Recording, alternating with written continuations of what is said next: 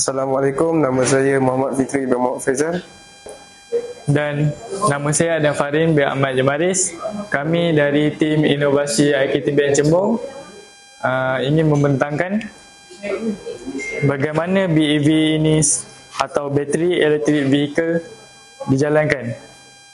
BEV ini ada tiga komponen iaitu motor, bateri high voltage dan juga charging.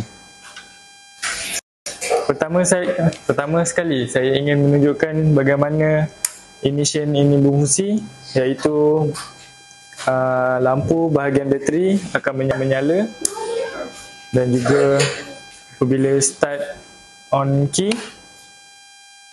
lampu berhampiran dengan tayar akan menyala dan juga lampu berhampiran dengan tayar belakang akan menyala, dan juga dengan motor. Apabila saya matikan ignition, lampu keseluruhan dan juga motor akan mati.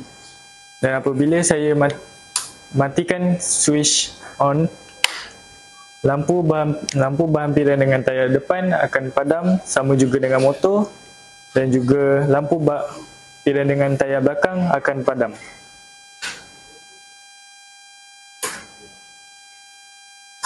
Charging.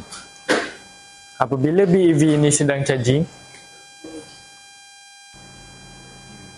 lampu bahagian bateri ini, lampu pada bahagian bateri ini akan menyala apabila sedang charging.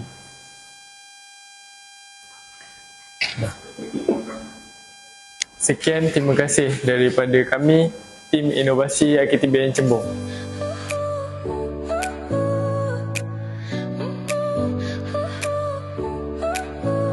Your smile lit up like a sunrise glow, touch so soft where the seasons flow. We met where the stars take their